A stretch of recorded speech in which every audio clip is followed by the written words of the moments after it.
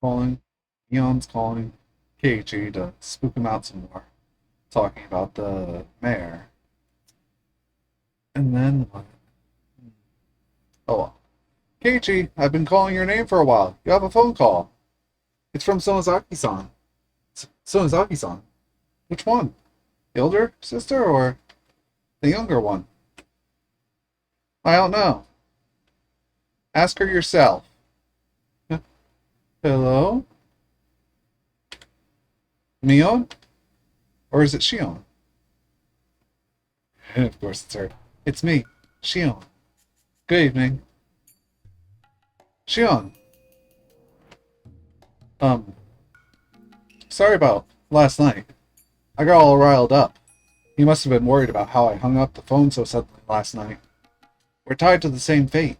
Making sure the other is alright is the only way to guarantee our own safety. Yeah, I agree.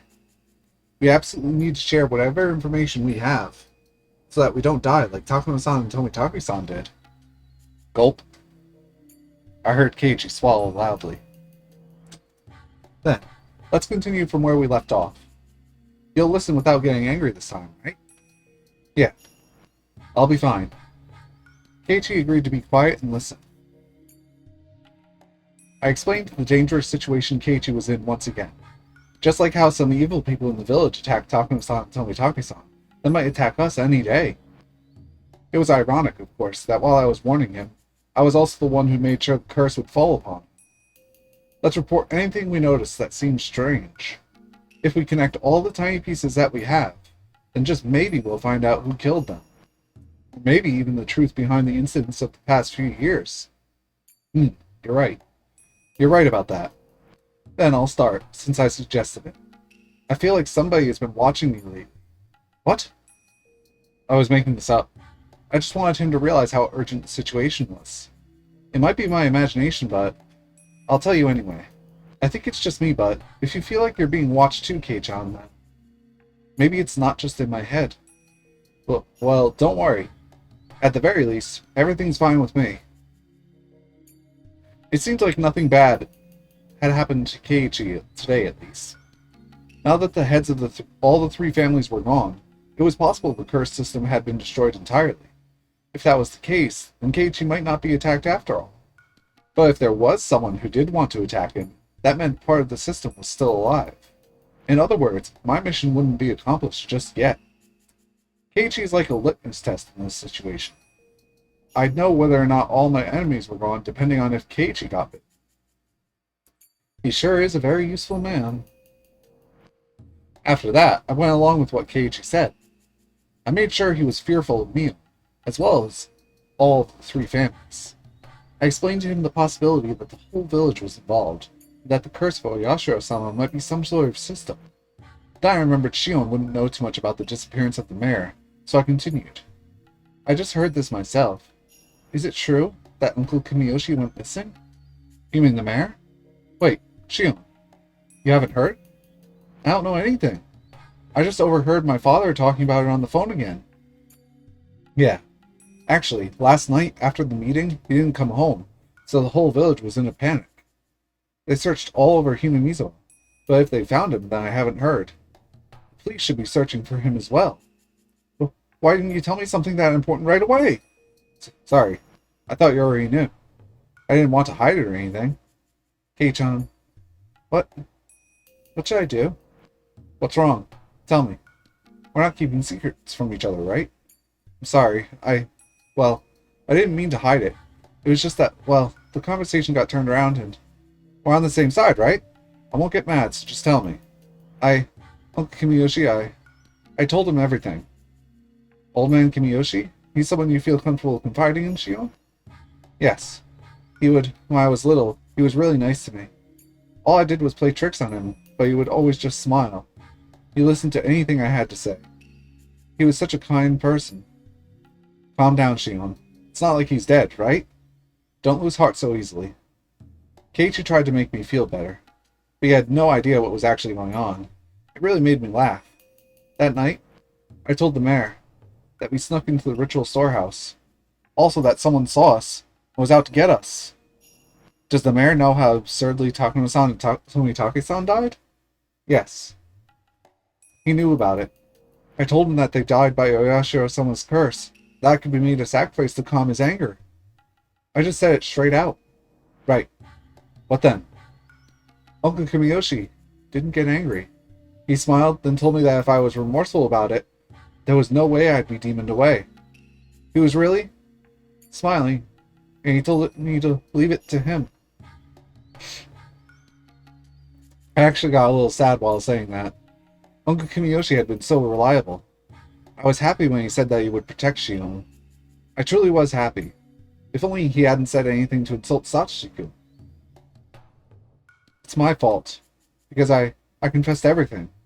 Stop it, Shion. It's not your fault. No, it is my fault. I told him our secret. Uncle Kimiyoshi found out about everything. So, he had to have been killed. It was right after I confessed to him, after all. He disappeared the same night, and he told me everything was going to be alright. It was such a strange feeling. I wasn't upset at all, but as I pretended to be upset and mutter words of prayer for Kimiyoshi's safety, I started to feel that emotion growing inside me.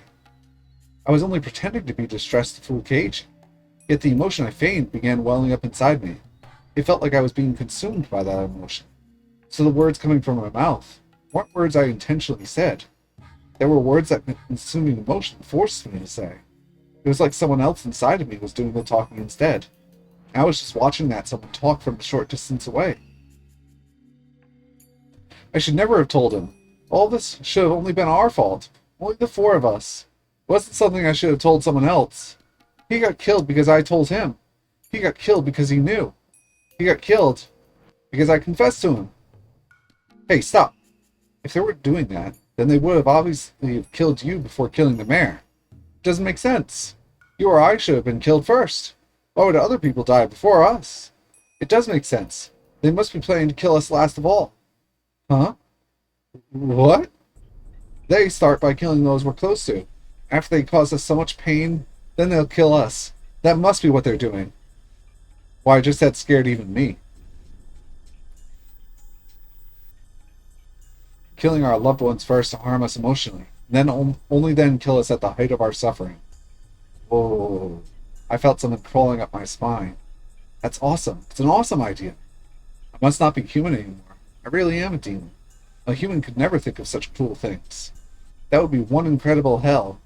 Your close friends dying one at a time after being tortured. After all that, you yourself getting killed. What a great way to destroy someone's life. Why was I getting so excited about this? Because I could get going with that plan right away.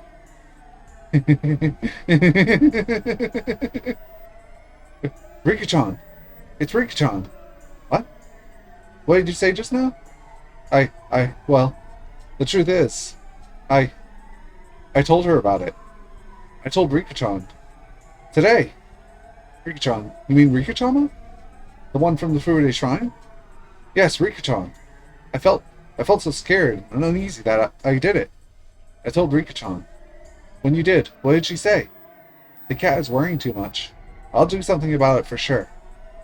That's what Rika-chan said. I'm sorry, Shion. I'm worried about Rika-chan. Right. If you're that concerned, then don't worry about me. Please, go find out whether she's safe. Yeah, I'll do that. I'll call you again tomorrow at the same time. When I do, you'll know I'm alright. It's alright. I got it. I'll be waiting. Okay, bye. Sorry. I'm hanging up. Keiichi hung up roughly. What a hilarious conversation with Keiichi. Everything was just too damn funny. Keiichi Maibara, go ahead and struggle helplessly. Run all over the village and see if the curse is still alive. Go ahead and see if my enemies are still around. I laughed for a while and then calmed down. I'd already got rid of the bicycles and shoes belonging to Rika and Satoko. My house was, for the moment, taken care of. I could expect Keiichi to run around in a panic, to ask for help from someone, and then, ultimately, come to Mion. More than likely, the youth group would end up looking for Rika like they did with the mayor. I'd probably have to endure another long night again, knowing nobody would find her. I decided to wait until the phone rang. I killed time by watching TV until it did.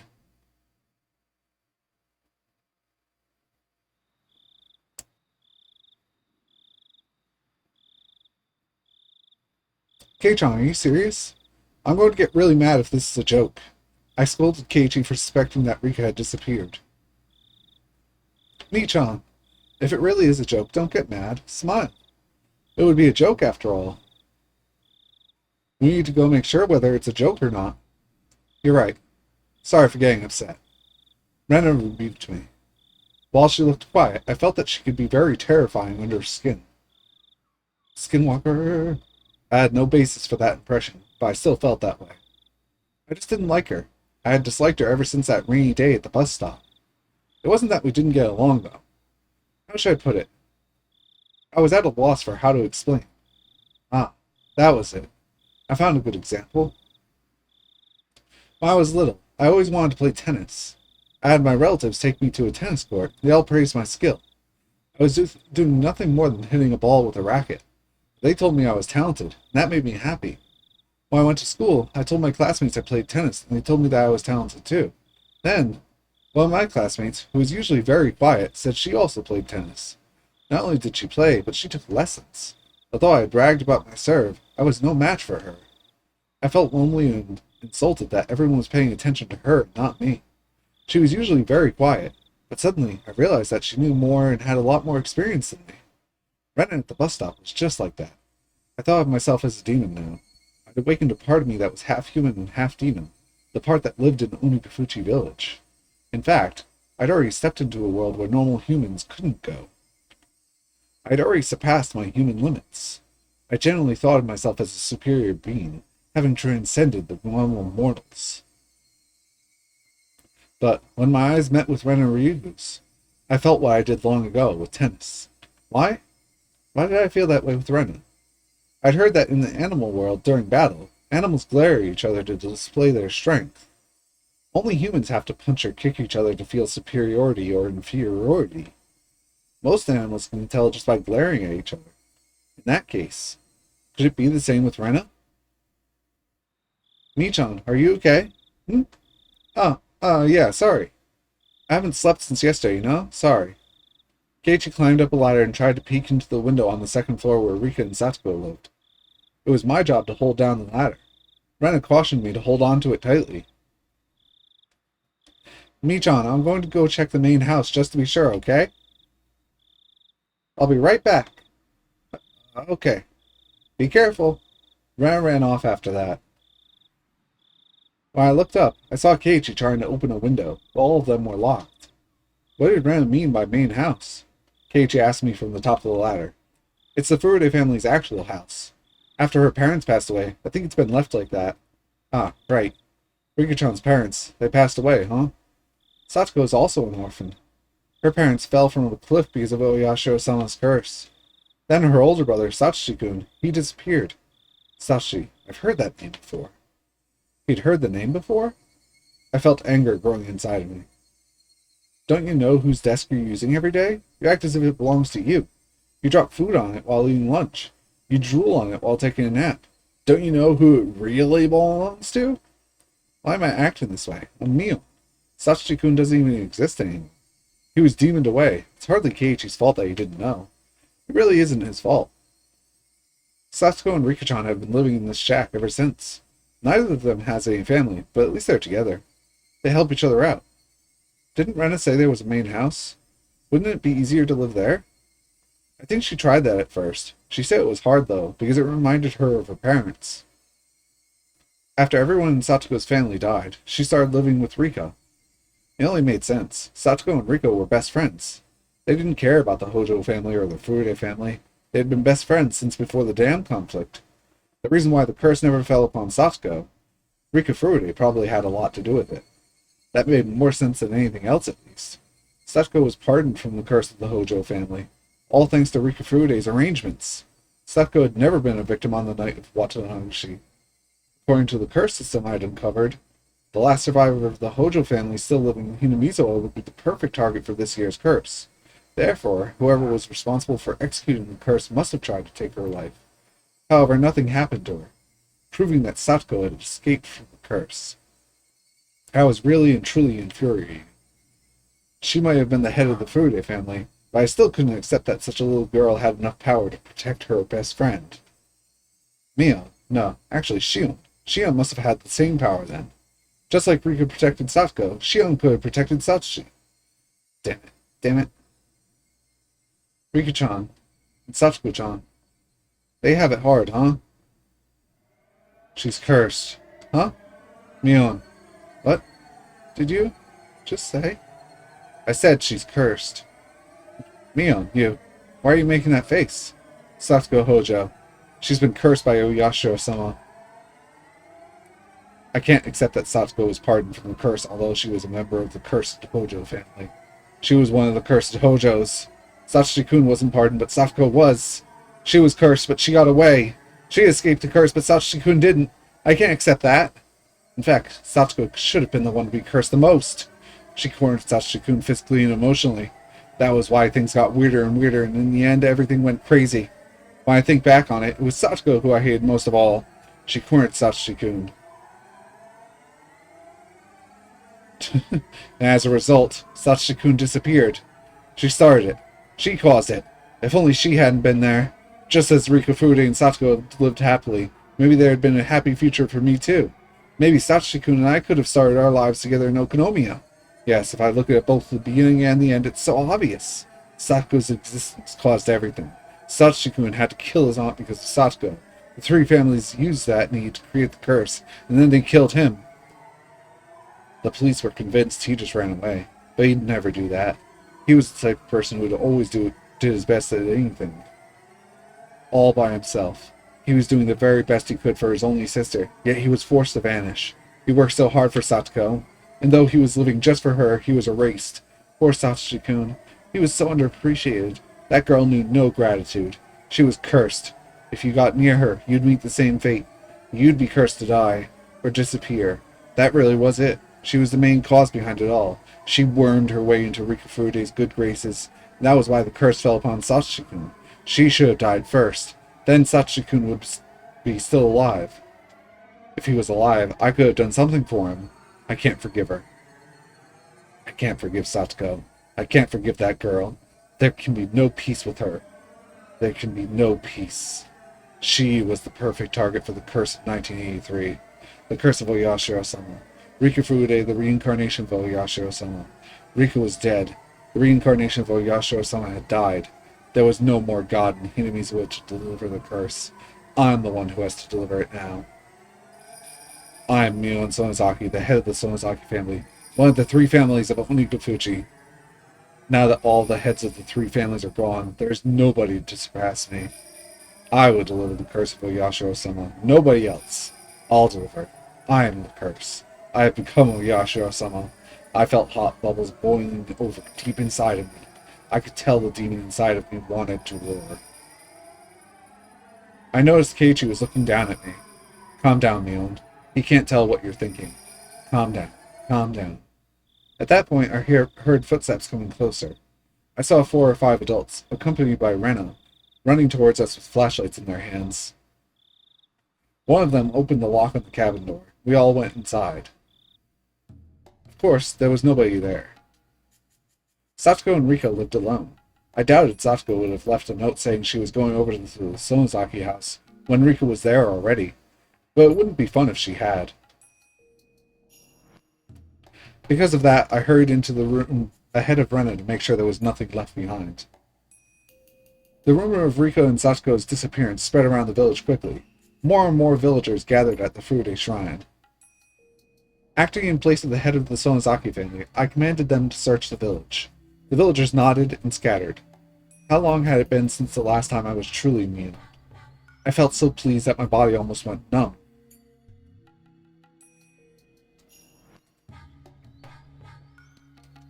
Lots of villagers went in and out of the shrine. They yelled at each other that she was nowhere to be found. Some suggested other places to look, and they all left. They made a lot of noise with their comings and goings. Members of the Women's Association brought out huge pots and gas cookers from the storage, and got ready to cook for the men. That was when I noticed Keiichi unsteadily walking toward a copse of dark pine trees. What was he thinking? How stupid of him to be alone on a night like this. If a person responsible for executing the curse was nearby, he wouldn't come back safely. Mion-chan, we went all around Ojaga Lake, but didn't find anything. We tried to lay up the pond, but we're going to have to wait until the sun is up. Okay, thanks for your hard work. The women are making some miso soup, so please rest up and have some. Mion-chan, do you know where they usually park their bicycles? No. They probably parked them at the bottom of the stairs leading up here. I don't think they'd come up while carrying them. We can't find their bicycles. Where did they go? If they left on their bikes, they could have gone pretty far. Maybe even as far as the town. In that case, we'll have to look outside of Higurashi. By the way, who first noticed that Rika-chan was gone? Ah, it was Kei-chan. He suddenly had a hunch. Oh, that Mybar kid, huh? He's a little suspicious. Speaking of which, why hasn't the Mybar family shown up when we're in a crisis like this? The Mybars still haven't joined the town council, so they're not in the youth group's phone directory. Really? Well, ain't no helping it then. Huh? They joined, didn't they? I think it's just that their name isn't in the directory yet.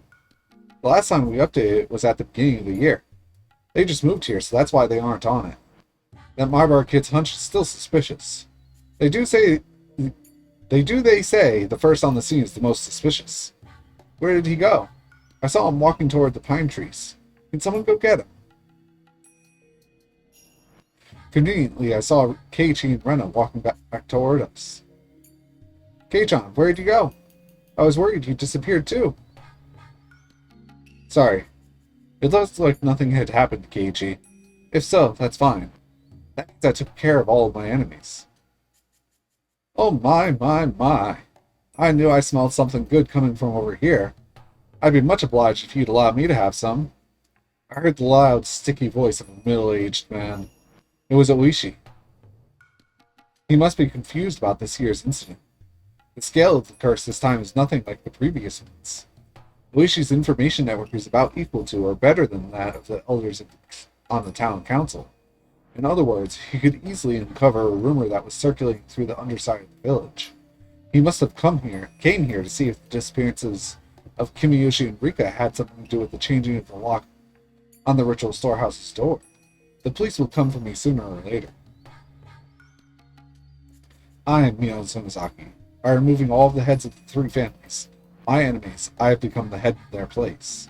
I can't allow Mion Sonozaki to continue existing. I'll have to destroy the existence of the head of the Sonozaki family. When I destroy my own position, that is when my revenge will come to an end. More than likely, I'll have Oishi witness my final moments. My eyes and Oishi's met. Damn it, he thinks I'm suspicious already.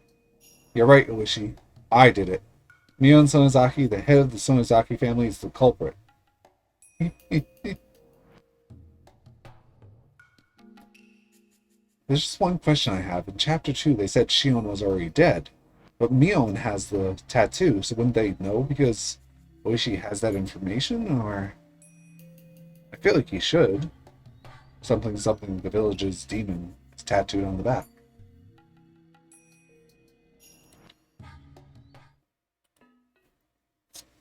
What do we have now? Rika Furude. She was the head of the Furude family, but she never even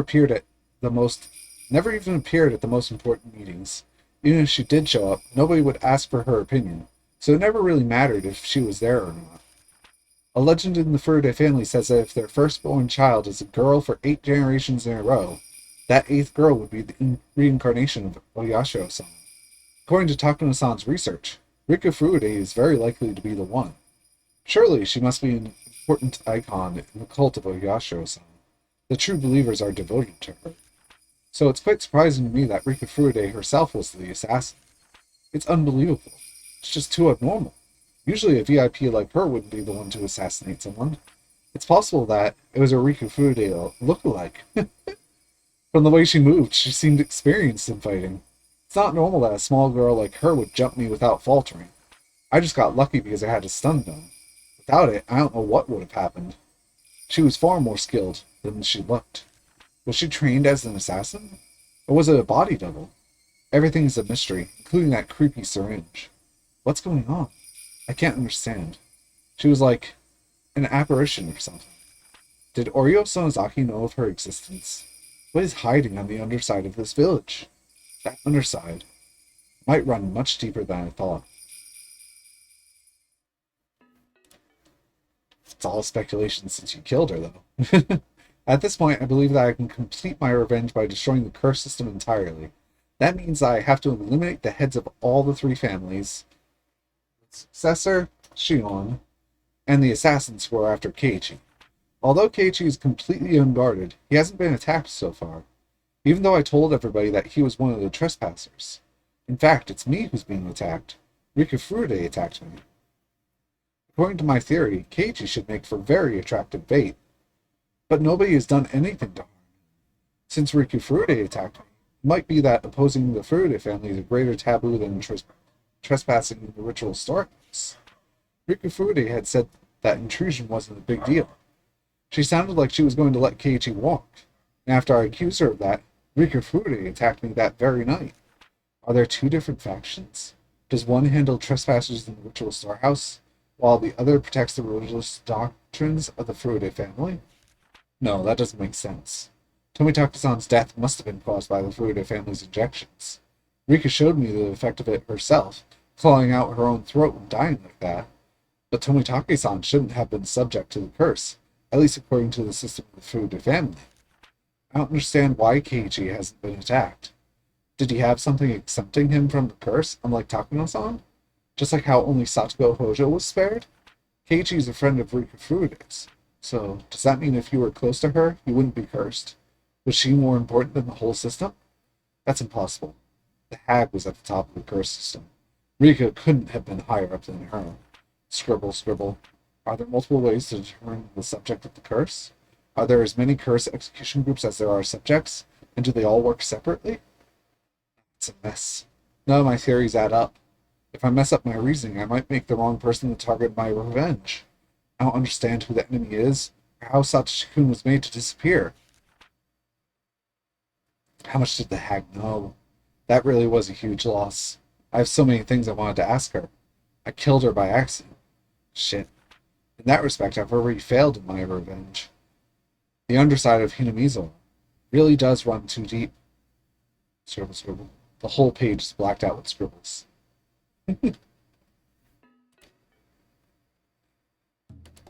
Now, I think this is the last chapter, but I might be wrong. I feel like I should do a double check. Just to be sure. Hey, everyone! Just a few seconds. Higurashi chapter 5. Ooh.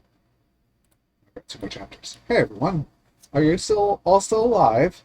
Kimiyoshi was hanging from the collar, with his head turned up to the ceiling. He didn't even move when I walked in. Maybe he's already dead. Satsuko was lying on a cross-shaped restraining table.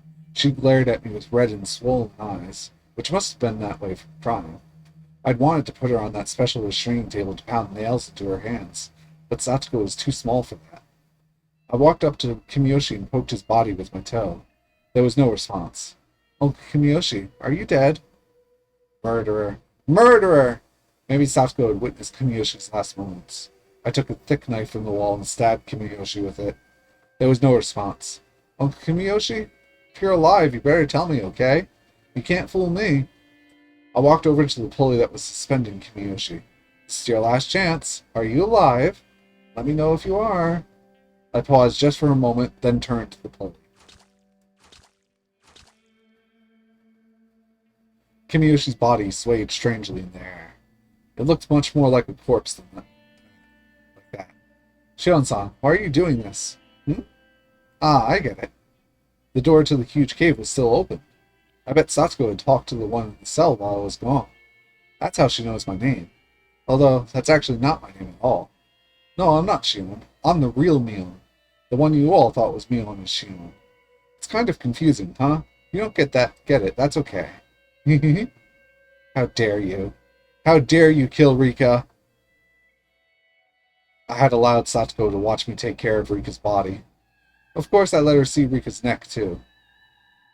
Rika Furude deserved it. She came over to kill me. I just fought back, that's all. That's not possible. Rika would never do a thing like that. If you don't believe me, that's fine. It's none of your business anyway. What are you going to do with me? I'm going to kill you. Satsuko's eyes went wide. She was expecting my answer, I'm sure, but she still looked shocked. I bet she didn't expect me to state it so openly. I heard the noise of some hidden iron bars, echoing in the huge cave. Shion's voice echoed there as well. Sis, no! Don't kill Satsuko! I answered her clearly. Did you finally realize what you've done? Did you finally realize you didn't do anything to save Sachi-kun, although you had the power to? That was why he was killed. You ignored millions of chances to rescue Sachi-kun. Yes, this is your sin. That is your sin. Get. Before even finishing my sentence, I stabbed Satsuko's right arm. Her blood started to flow out. This was nothing compared to what happened to Rika Furude. I twisted the knife into Satsuko's arm. She bit down hard, crying. Stop! Don't kill Satsuko! Let her go! I don't care what you do to me, but please, let Satsuko go. Why couldn't you say that for Sachi-kun? It's too late now. I was the one screaming like you back then. But no matter how loudly I screamed, it never reached them, spared him, or saved him. I want you to go through the same thing I did. Oh, yeah. Ugh. I stabbed Satsuko's arm repeatedly, but the knife kept hitting her bone. It didn't feel like I was cutting any of her flesh. Stop, Mion. Stop, sis. Stop. Stop. Stop. Okay, Shion. How about this? I'll tell you how you can save Satsuko. Apologize to me 1,000 times. I'll let her go when you're done. How about that? I don't tell lies. If you really apologize 1,000 times, I'll keep my promise. Well, how about that? I'm sorry. I'm sorry. I'm sorry. I'm sorry. Just skip it. Can't really skip. Whoa, whoa, whoa, whoa, whoa, whoa. Sorry, just a second. Shion started to apologize like a broken record. She's so stupid and honest. She's not even thinking of cheating. I bet Shion really will count to 1,000. I stabbed Satsuko on the wrist. There I felt something hard. I guess I either crushed her bone or scraped it. It must have been extremely painful for her. Satsuko screamed. Shion's voice got louder as if trying to overpower that scream. Wah, wah, wah. All you ever do is cry to get what you want. You think your Nini is going to appear out of nowhere, knock me aside and rescue you, huh? Yeah, right. The knife was still in Satsuko's wrist. I slid it towards her elbow. Yeah. Yeah. Satsuko, can you hear me? Hey, listen to me. I slapped her face several times and made her look at me. Do you know what you've done? Do you know how your very existence is what cornered Sachi-kun? Nini, Nini. That's right. That's all you did to him. Every time you cried, Sachi-kun protected you. But have you ever even considered what kind of a burden you were to him? He wasn't some superhero. He was just like you. Yeah. He was just a normal human being.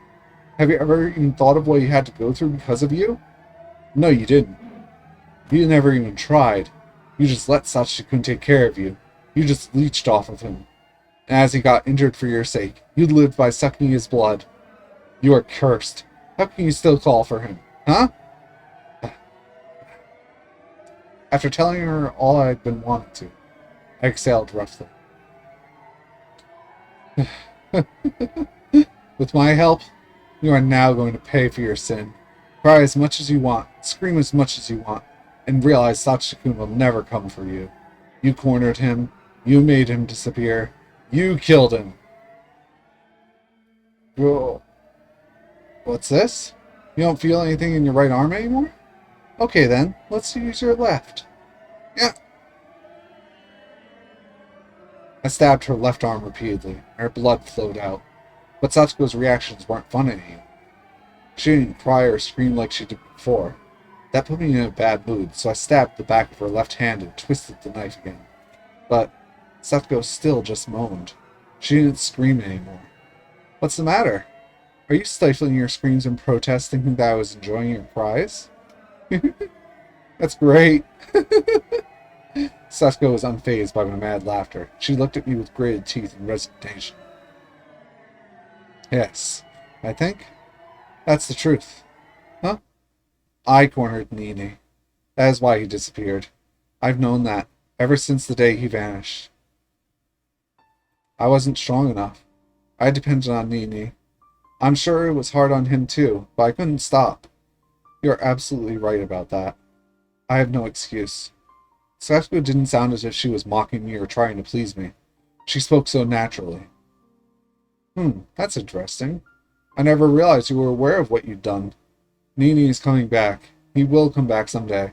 And when he does, I'm going to show him how independent I have become. I don't need him anymore.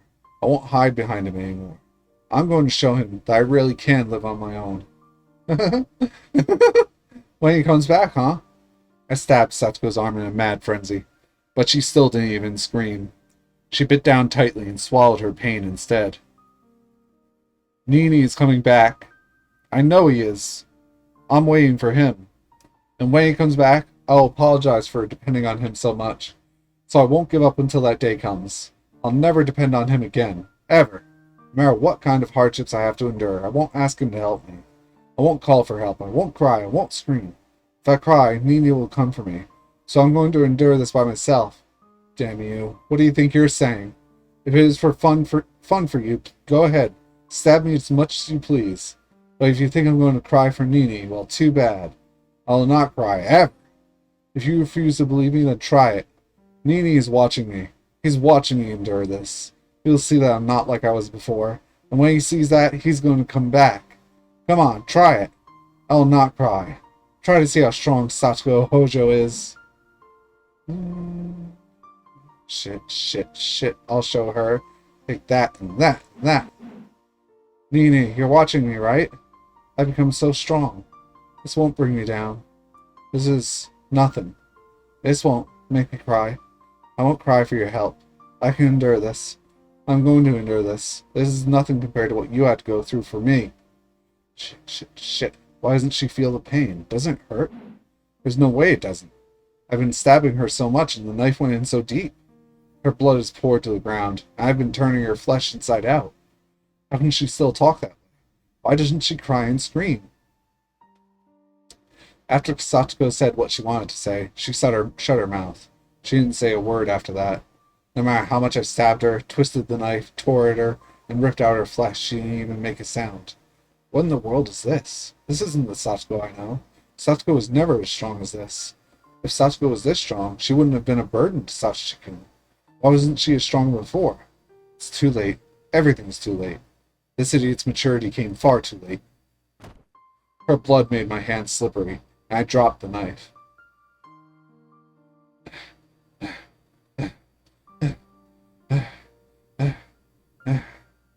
I was covered in blood from head to toe. Satsuko was still enduring the pain. She was enduring this cruelty so she could display her strength. I couldn't defeat Satsuko. I couldn't crush her strength. Satsuko had achieved her goal. She had become independent, so she didn't need Sachiko-kun anymore. She still believes Sachiko-kun will come back one day. She looks forward to a day when she could show her brother how strong she had become. But Sachiko-kun hasn't seen any of that. Instead, I, who never even thought that Sachiko-kun would come back, was the one who witnessed her strength. What was I thinking? I thought Sachiko-kun was dead. No, I assumed he was. Why did I? I never even thought of waiting for him. I didn't believe he would come back. I didn't wait. I tried to avenge him, but I guess what I really did was forget about him. Satsuko was different. She never even thought he was dead. No, maybe she did a little, but even so, she waited. She waited for a day when she could show him how much she had grown. She waited patiently. What about me? I didn't do anything. I wanted to forget about my sadness, so I tried to find my enemy. I became a demon, using revenge as an excuse, so I didn't have to think like a human. I lost. I couldn't endure the pain of waiting for Sachiko, so I chose to become a demon. In other words, I got rid of my soul, the soul that loved Sachiko. In other words, I got rid of Sachiko himself. Sachiko won. While she had been gritting her teeth before, her mouth had gone slack. Her eyelids were half shut, but I could see her eyes a little. They looked like she was dreaming about something happy. Sachiko was there in her eyes. Satsuko endured until Sachiko came for her. Satsuko ran up to Sachiko. She jumped onto him. Sachiko humped her, and they spun around. You can cry now. Sachiko told Satsuko that, and she cried very hard. Sachiko rubbed her head so gently. We'll be together forever, he said, and continued to rub her head so gently. So gently. Sachiko, I was waiting for you too. What meaningless words? He was already dead inside of me. I never believed in our reunion. How pitiful of me to say that, just because I saw Satsuko and Sachiko together again. And Sachiko hugged Satsuko, his eyes met mine. Shion, Sachiko said, I asked you a favor. What favor? I tried to remember. What kind of favor did Sachiko ask me? Sachiko looked at me so sadly, because I couldn't remember. That sad look tore my heart to shreds. The blood flowing out from me wasn't as pretty as Sachiko's blood. My blood was a slimy liquid, like vomit with filthy chunks of food in it. That was what filled my body. Whether it's a real curse or somebody's conspiracy, I won't disappear and I won't fall victim to it. You won't disappear? No, not until I buy that teddy bear. She's remembering it. She's remembering the past, but when? Ah. This is a memory of the day before last year's Watanashi. Sachiko called me on the phone then. Now it's time I gotta go. His aunt was home. I'm sure he wanted to hang up as quickly as possible. Sachiko paused and spoke. I'll leave. Sachiko to you. My knees and elbows started to shake. My teeth chattered and my fingers were shivering. Sachiko asked me to. What have I done? I couldn't wait for Sachiko to come back, so I filled myself with evil thoughts and acted as I pleased. I didn't believe he'd ever return. I even forgot about Sachiko's last request. How can I say I love him? I just wanted to forget about my feelings of loss, so I made myself all bloody. How can I welcome him back now? I didn't believe Sachiko would come back. I didn't believe Sachiko was alive. I didn't think he was alive, so I thought he was dead. I believed in his death. I killed him in myself. Nobody else did. I did that. But Satsuko believed until the very end, and she was rewarded in her final moments. Satsuko wasn't here anymore. She had no more need for her bloody, painful shell. But I'm still here, trapped in my bloody, tainted flesh. I'm going to rot inside of it. Sachiko was waiting for both Satsuko and me, but to be reunited with Sachiko, we had to keep our promises. Satsuko's promise was to be strong. Satsuko kept that promise until the bitter end, and Sachiko embraced her. My promise was to take care of Satsuko for Sachiko. I never kept the promise from the beginning. Therefore, Sachiko will never embrace me. Even if I were to rub Satsuko's wounds and ask her if they hurt, that wouldn't mean anything. That was when I felt something behind me. It wasn't Sachiko or the thing that scared me before. I didn't know who it was, but it was right there, criticizing me for my mistakes. Then, I finally realized it. That thing is me.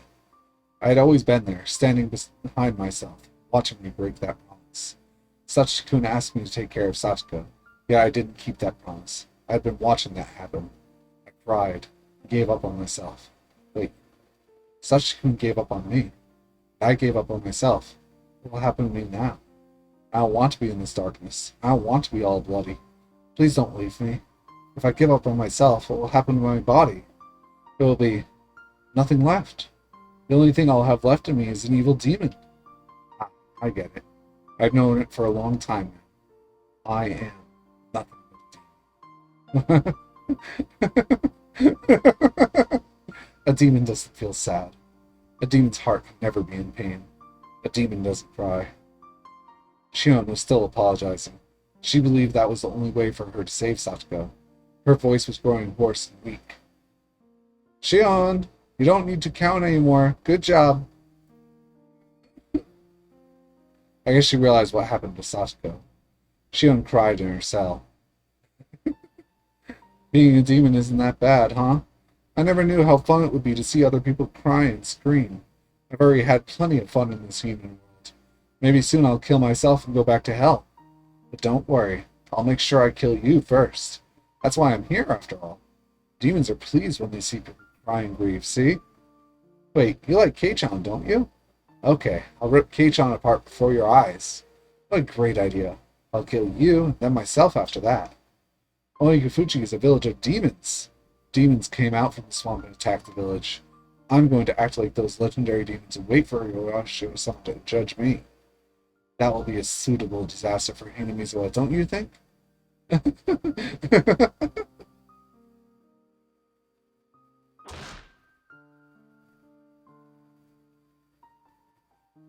Kei-chan, it's me. It's Shion. You took a long time to pick up. I thought you weren't home and I was about to hang up. Ah, sorry. I was just in the bath. Wouldn't your family pick up for you? Could your parents be out right now, Kei-chan? Well, no, they're not really. Anyway, have you heard about Riki-chan and Satsuko? No. What happened after that? Were they found? Nah, they haven't found them yet. Kei-chan, please don't lose hope. Riki-chan and Satsuko. They were kidnapped, weren't they? Yes, I don't think there's much doubt. Riki-chan and Satsuko were... no, I'm sorry. About the mayor. What do you think happened after he was kidnapped? Do you think he's still alive? Keiichi sounded confused. He wanted to believe Satsuko and Riko were still alive, which was why he was asking. Keiichi was just like Satsuko. Unless the culprit was after money, the abductee would usually get killed right away. I'd never assumed they'd still be alive. But Keiichi was trying to hold on to a little hope. I could feel his strength. It was much greater than mine. I'm a demon, so I didn't come up with an excuse. I think he was killed. Hey, wait. That was abrupt. I think it must be really hard to kidnap someone and keep them like they are.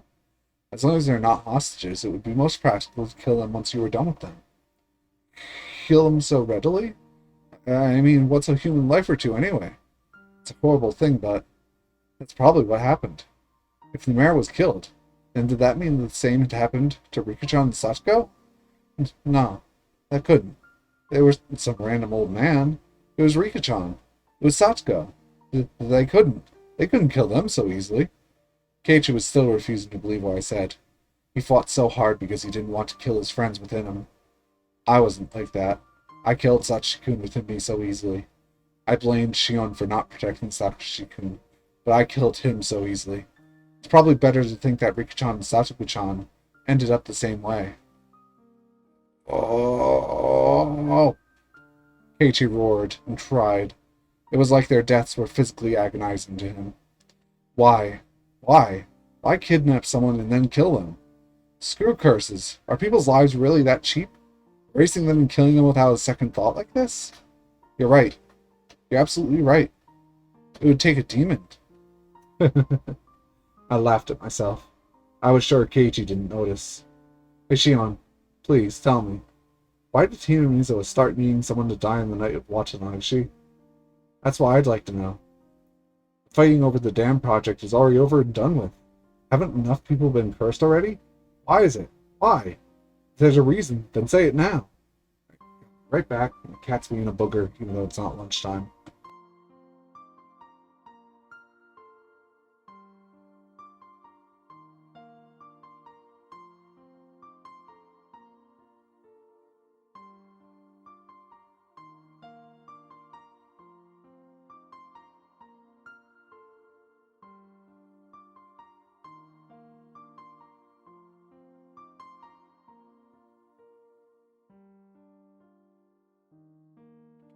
One booger vacated from the room. I understand how you feel, Kei-chan. I really do.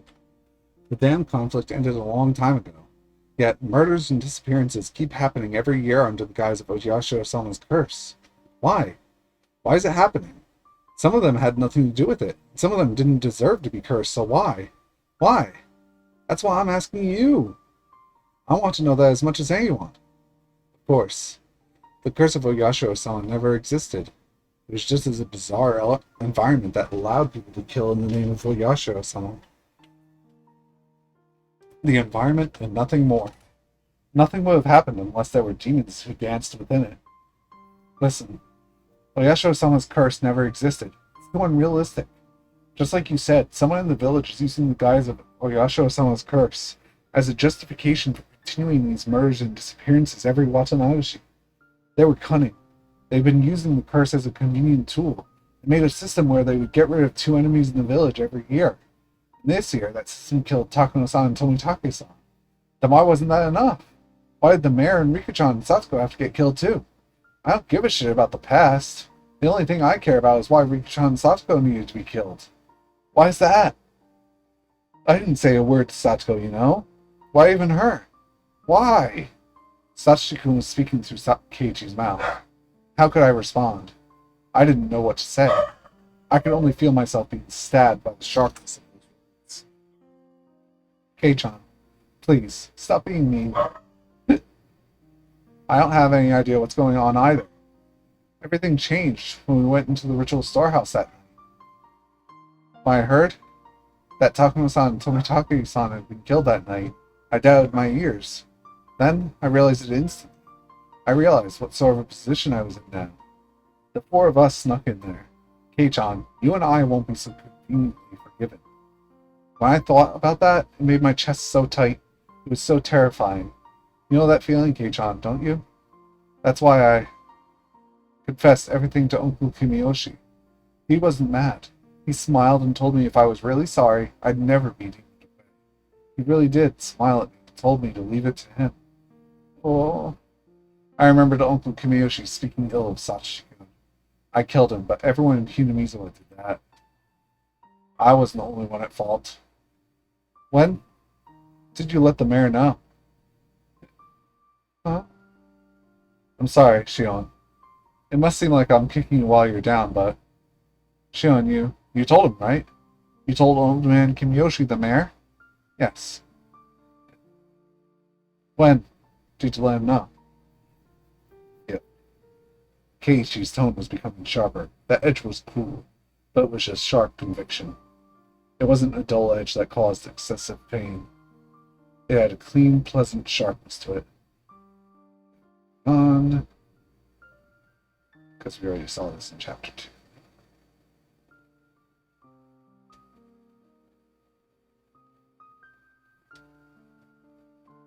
2.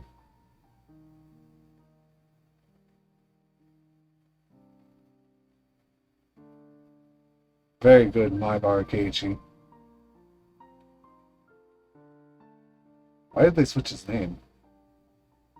Satsuko Hojo was constantly Satsuko Hojo, but Keiichi's first name is Keiichi. You know who I am, don't you? Did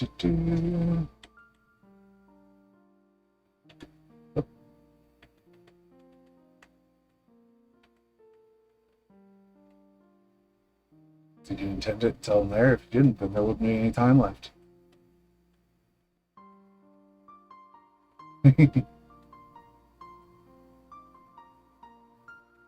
Kei-chan, Shion Sonozaki disappeared the day after Watsunagashi. Bingo, Kei-chan. I'm impressed.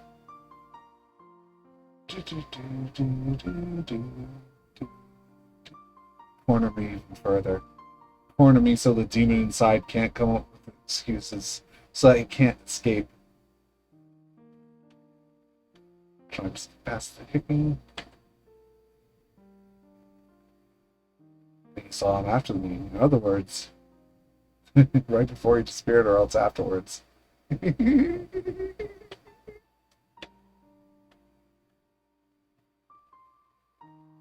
we go. I screeched with laughter, then slammed down the phone. Very good, Kei-chan. That's right, it's me. I'm the one. Hurry up and corner me. Hurry. Let me be free. Was he going to tell the police? Was he going to come here by himself? I wondered which it would be. If the police came, I'd struggle as much as I was able. I'd see how good Oishi would be at catching a demon. If Kei-chan came here alone, that wouldn't be smart of him. He couldn't complain about being eaten by a demon then. I'm going to kill him. I'm going to kill him gruesomely while Shion watches. Therefore, Kei-chan, you shouldn't hold back. I only ever thought you were just a funny guy. I never thought I could expect so much from you.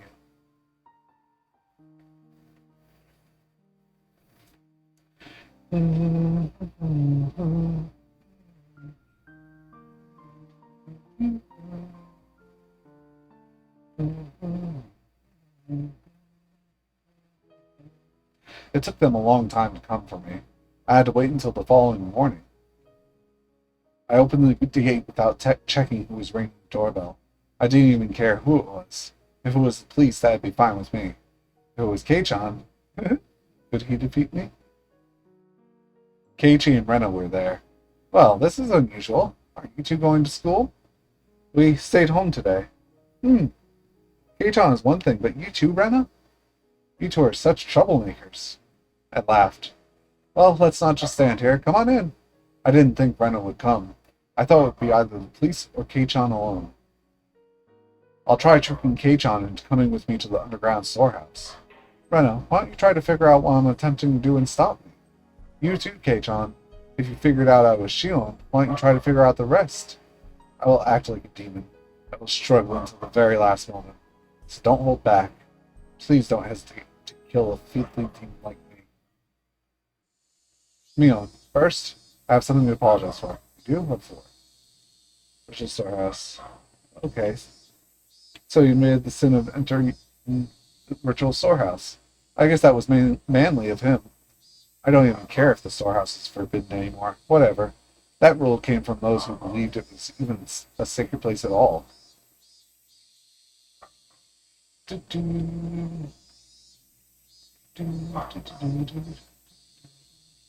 Rana spoke with confidence. She wasn't even trying to gauge my reaction. She was simply telling me the truth. That cleverness was very pleasant to see.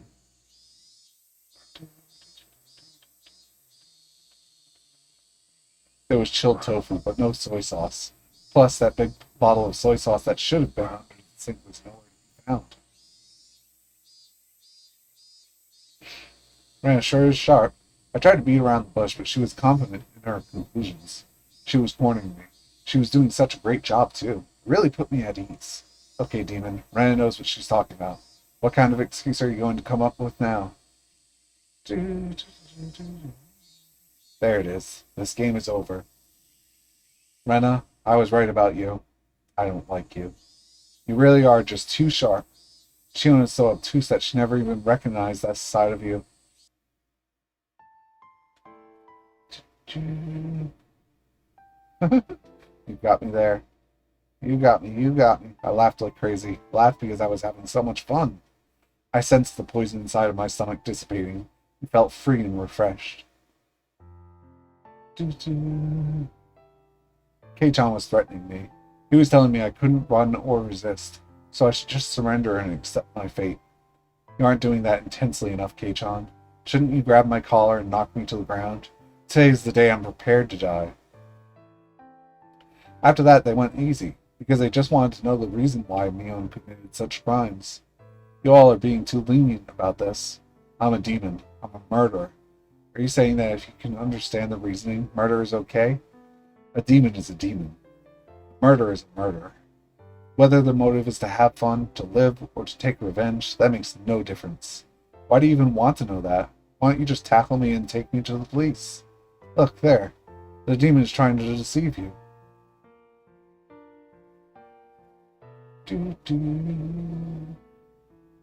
I then told them about the strange events that led to Oniguchi village becoming a Hinamizawa, which Takano-san had told me about before. About half of it was the truth, but the other half was completely made up. I just made it sound like it was only natural that their best friend committed such a gruesome crime. Keiichi and Rena were both overwhelmed by the history of Oniguchi village, which was swallowed by this gloomy fate. Oh well, I guess I made it sound interesting enough. I'm sure they enjoyed hearing me tell the story. But you know, I'm the one who committed the incidents that happened in the present time. What was the point in listening to those old folk tales? Are you thinking it will make your best friend's crime easier to swallow? You're just trying to satisfy yourselves. I'm a demon. I'm a murderer. I have sinned. These old folk tales have nothing to do with the crimes I've committed. The way those two listened to me so intensely almost made it fun. I told them that people used to make canned human meat and conducted gruesome research during the war. Those were things Takano-san told me. Hey, you two, haven't you realized yet? Haven't you realized that what I'm talking about has nothing to do with what we're dealing with right now? You both look so serious. You're such fools. Those who inherit the demon. Oh, she's right. I stood up and made to show my bare back. Of course, I don't actually have a tattoo there. It's okay, Michan. I laughed a little. They must really believe that I'm their best friend Mion. My goodness, the demon is won already. They were doing so well at the beginning, too. I eventually sat down after I finished telling my made-up tear-jerker stories. It's your loss if you all shed any tears now. I looked at Keiji. He wasn't crying, but he was overcome by emotion. I looked at Rena. Surprisingly, she still maintained an aggressive look, showing me her will to fight. You're good, Rena. You know why I just told you isn't an excuse for murder. You usually act like such a goofball. That's not how you really are. You sure are something. You're far sharper than Shion. I'm not saying that's okay. I'm not trying to justify what I've done.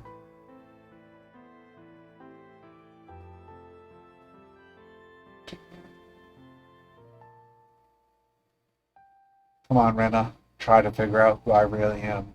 You still believe Shion, my victim, is the real culprit. Poor Shion. I'm making Rena believe that you're responsible. That was it for Rena, though. She couldn't figure out I was being. Rena spoke to Mion. Too bad, Rena. I've won.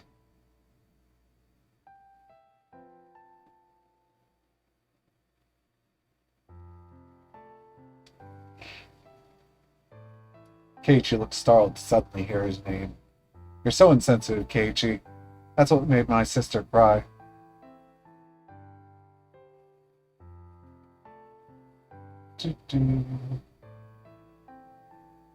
Keiichi hesitated a little. Come on, Kei-chan. Condemn me. Condemn me and tell me you'd never go. Fool! Rena stood up. As promised, she made to leave. Ah, it's fine, Rena. You can wait right here. I just want to go around the garden with Kei-chan. If you're bored, you can go to my room.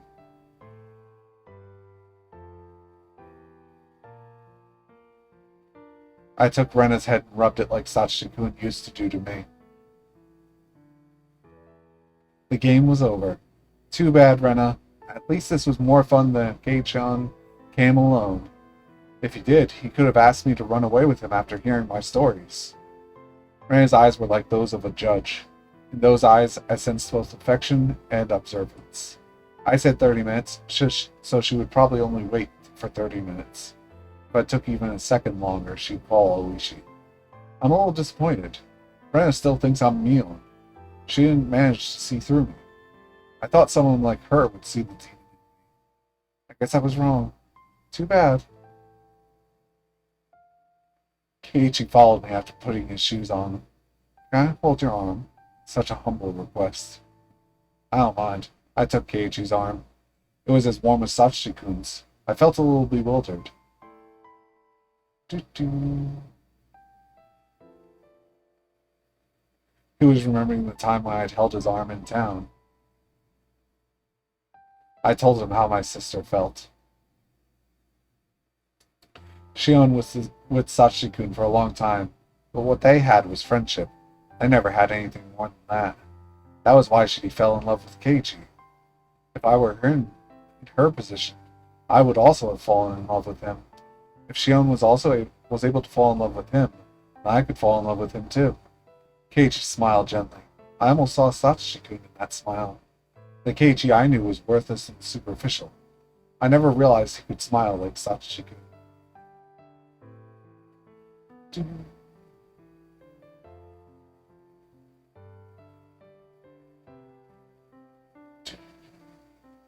We'd been together since we were born.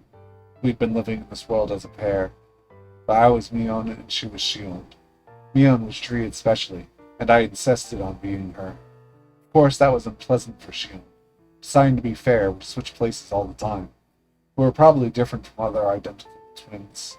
We didn't only like the same things or do the same things the same way. We even managed to share our knowledge and experiences. When we talked about our experiences, we could share them. As Mion and Shion, we shared everything. That was why each of us was both Mion and Shion at the same time. No, maybe Shion was the only one who thought that way. I was a little different than that. I was simply letting Shion be Mion once in a while. I was Mion, the successor to the Sonozaki family. I was supposed to be treated specially. I always thought that was my privilege. Just like everyone tried to distinguish between Mion and Shion, I also tried to distinguish between us. For example, one of your hands.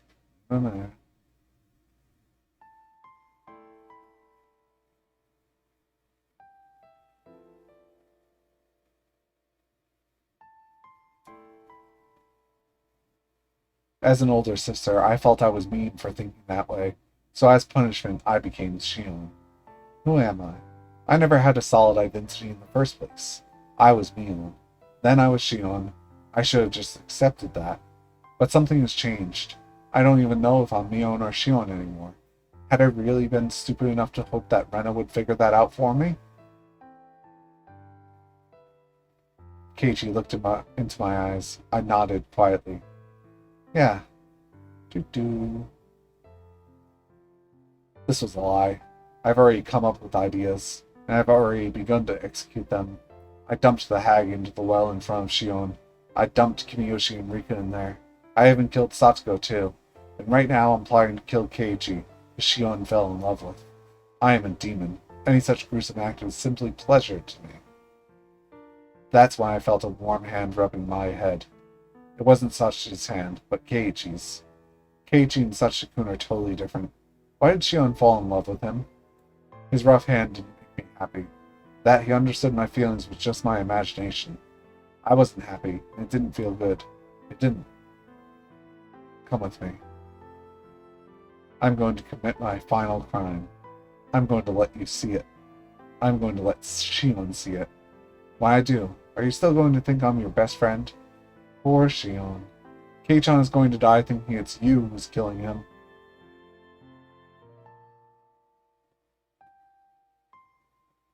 You are such a fool. You don't sound cool at all. I don't understand human feelings because I'm now a demon. But I think I can understand why she loves you. I opened the iron door to the underground storehouse and beckoned Keiichi inside. Come on, Keiichi. This is obviously a trap, don't you see? This basement is transparently suspicious. Don't you think you should run to the police? But Keiichi was reckless. He swallowed, then stepped inside. You really are a fool. We went down the stairs to the basement, and I led him into the torture room. Everyone is shocked their first time visiting this room. I used to be that way. Of course, Keiichi looked surprised too, but he was trying not to show it. Obviously, he wanted to express his shock at seeing this horrifying room. But he also knew that if he voiced that shock, that he would be rejecting his best friend, who was trying to confess her sins to him. So he did everything he could to stifle his surprise.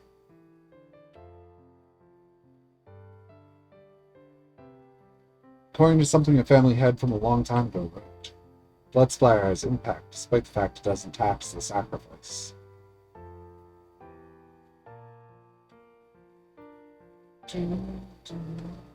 Keiichi smiled as he quickly listened to me.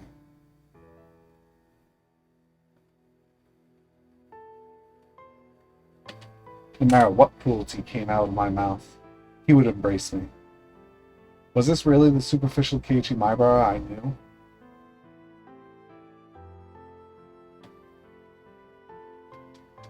I started to laugh. How many hints do you need, Keiichi? Why are you going to figure out I'm not really your best friend? Come on, hurry up. You're running out of time. The game's almost over. This was a game. This was a game of murder. I'd kill people using my revenge for Satsuko as an excuse. The demon was trying to capture Keiichi and kill him before Mion's eyes. But Keiichi had a chance. If he figured out I wasn't his best friend, then he'd win. If not, he was out. When did I come up with that rule? I guess it was sometime today, which I had come up with it just a minute ago. Since the two of them aren't too bright, I decided to be easy on them, I guess. You're Mion's best friends, right? Don't you believe in her? Have you already made Mion into a murderer within yourselves? Why don't you try to protect the Mion within you? Why don't you try to believe your friend can't be a murderer? If you could believe until the very end like Satsuko did, you would have realized I wasn't Mion, your best friend, but just someone who looks like her. But if you can't, if you still believe that I'm Mion, then you're just like me. I killed the Satsuki-kun within me so easily. You will do the same. You don't deserve to live. Well, it's more like he doesn't want to believe that Shion would do that either. So it's like, he just believes whoever's in front of him did it. Back there is the prison. Is Shion there? You're not going to make it. Once we reach Shion's cell, your time is up. The demon will win.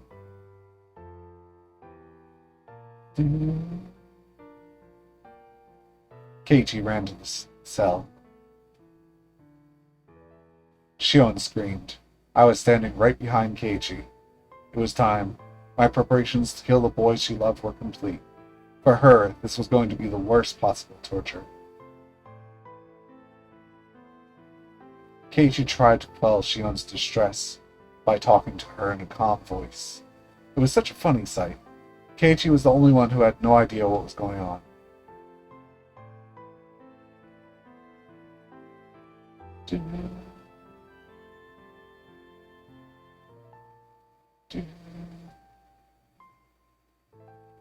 Relax, I won't kill you. No, I won't kill you just yet.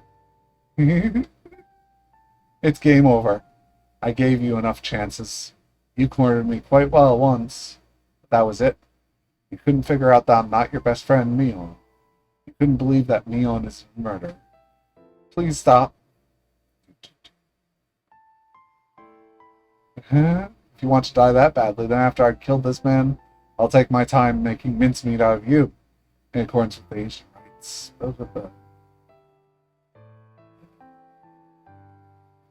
There you are, demon. Go ahead and take my soul. I've been living my life to avenge Satsuki. That wasn't what he wanted from me. That was just for my own satisfaction. I couldn't even face Satsuki, so I'll bring this to an end in the way I want. The world became a total mess. Satsuki hates me and I hate myself too. I'm going to complete my revenge. I don't want anyone to sympathize with me. I won't pretend to be some tragic heroine either. I'm going to become a murderer that nobody can sympathize with. So please, grant a suitable final moment to me. A bluish-white flash filled the huge cave. Keiichi fell down like a doll. Shion reached out to him from the other side of the bars. She screamed at me not to kill Keiichi. Go ahead, cry and blame me. Don't even think of offering your forgiveness. I am the most rotten existence in this world.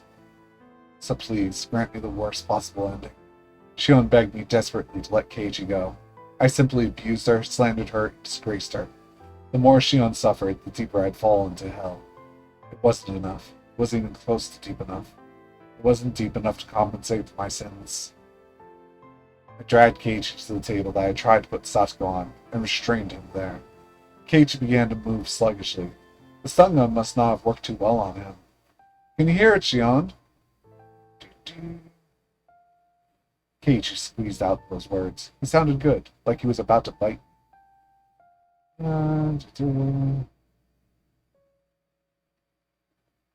I smiled as I laid out the huge nails and hammer specially made for the nail table.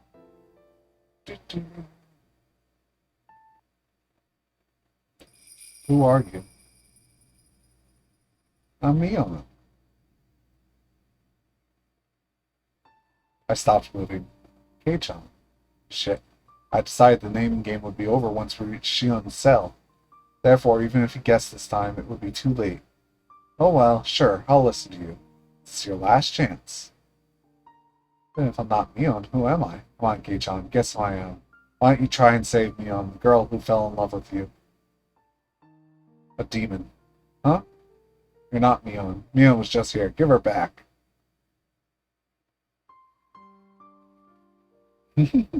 I listened to him with a blank expression.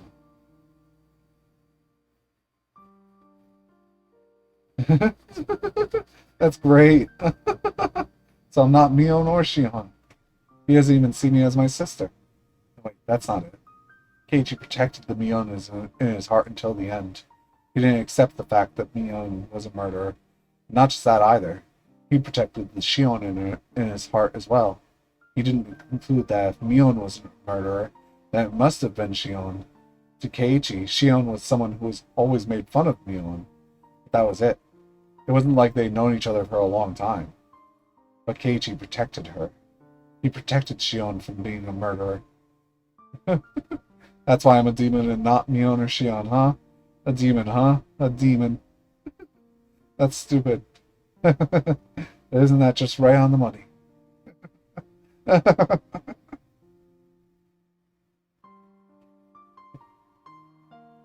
Keiichi didn't back off. He kept screaming. He screamed loudly so that I could hear his voice, even when I was stuck inside of a demon. You can do it, Mion. Don't lose this piece of shit demon. Surely he isn't talking to me knowing that I'm the real Mion, right? He's just confusing us again. So there's no reason to let my heart be disturbed by Keiichi's screams towards Mion.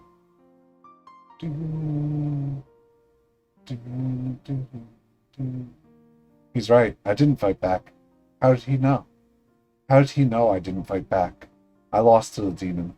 After all, I'm weak. I'm not strong enough to defeat the demon. Even so, Keiichi continued to talk to Mion. His voice had become hoarse, and he had begun sobbing. He kept mumbling, Mion, Mion. Kei-chan, this may not be something pleasant to take to the grave with you, but you really seem to want to know, so I'll tell you just one thing. A long time ago, the demon came to live inside me. It was gnawing at my heart. I suppressed it with my reason. That was the truth. When I learned about Sachiko-kun's disappearance, my weak soul couldn't take the sadness, and anger filled me to the brim. But the insanity had stopped there. Time had healed me, embraced me with memories of Sachiko-kun. It was such a little thing. A tear rolled down my cheek.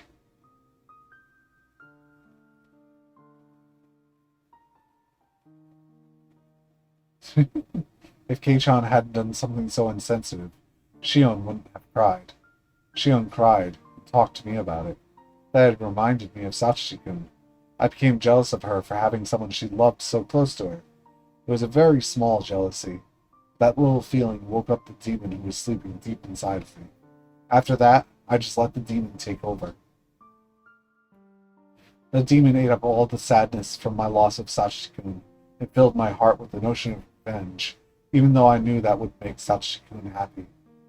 Then the scary incidents that followed dragged me to hell, from whence there was no escape.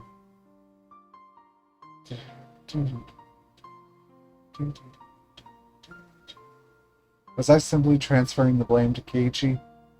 Such a tiny thing woke up the demon inside me. The demon would have woken up eventually. I was at fault. I didn't fight back. I let the demon live in my soul, and I let the demon possess me. Keiichi didn't hide his tears. They were pouring down his cheeks. Maybe he was crying in my place. Since I'd become a demon, he couldn't cry at my own will.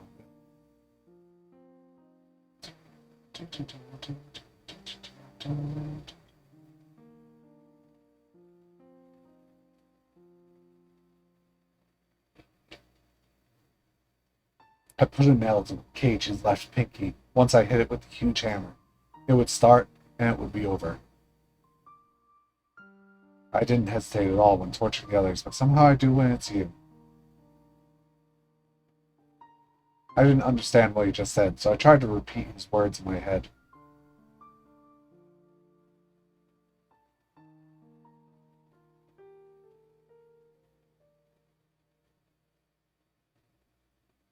I'm Mion Sonosaki. So why are my eyes growing so damp when hearing Keiichi show concern for Shion?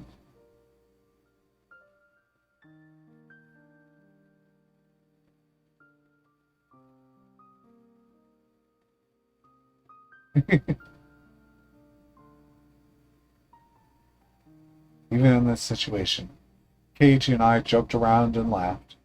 Then I knew. I knew why Shion fell in love with him. He's different from Sachiko, but he's a good guy. Keiichi smiled and then closed his eyes. Keiichi, I'll agree to just the third thing, okay? Your first wish to save Shion. That's not possible. The demon will kill her. It's already been decided, so I can't stop it. so please give up on that. I stroked his chin. As for your second wish, to give this body back to Mion, that won't happen either. After today, Mion will never come back. From today on, even if my body remains, it'll just be a shell. Because the demon has taken it over. That isn't true. Can you hear it, that sound? I've been hearing a noise. I knew it had to be. Bang, bang. A dull sound was repeating in a regular rhythm. It was accompanied by a light tremor. People were trying to force the iron door to the underground storehouse. You're late, so Rena probably called Oishi. That spaced-out girl being so quick-thinking was the one thing I didn't anticipate. I'll agree with you there. Really? I wonder how much Kei-chan really knows about Rena. Rena Ryu. I won this time. Rena couldn't figure out who I was until the end. Maybe she did. Rena didn't seem confused about whether I was Mion or Shion. Perhaps Rena could tell Mion and Shion apart through her sense of smell. She was good at that kind of thing. No way. I'm overestimating her. I brought out my stun gun so Keiji could see the sparks. You've probably never seen one before, right? It's a real stun gun. It's illegally modified and its power has been increased quite a bit. Is that what you hit me with before? Bang! It must have broken the first door. The path was complicated, but there was no other door except for the one to the storage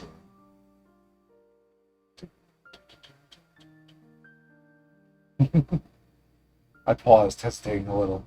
Keiji opened his eyes to see what was wrong.